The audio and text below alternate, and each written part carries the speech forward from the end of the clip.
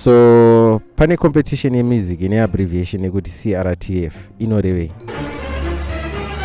Inoreva zvine zvedoro. Inoreva tichi? CRTF. Chibuku Road to Fame. Alright. See what? CRTF. CRTF. Chibuku. Chibuku Road to Fame. Kuti doro iri ngati chirimwa unombofila sei na chirimwa. Okay. Chibuku Road to Chibuku Road to Fame. Yeah, that's correct. Ndiani muimbi mukuru akaimba song yekuti Todi? Todi.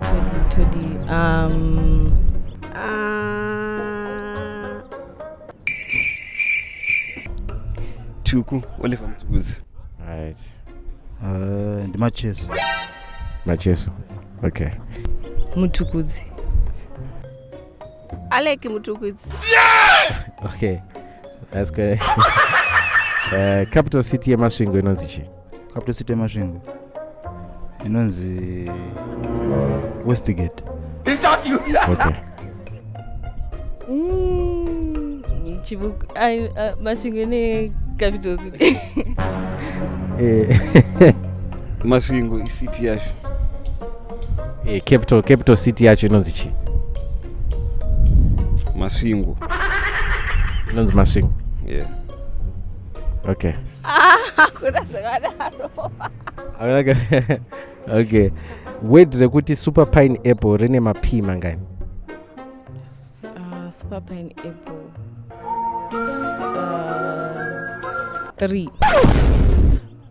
Okay. Rine 3. 3. Super pineapple. About 4. Okay. Dzokorodzai zvandiri kutaura nechirungu yakagadzirwa ine ka flavor. It was made with a flavor.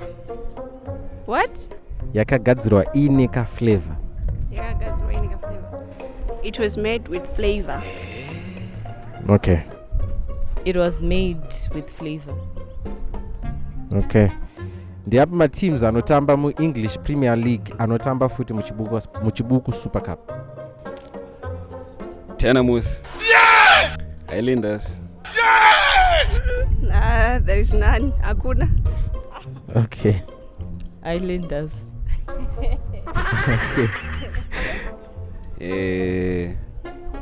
Shows. Okay.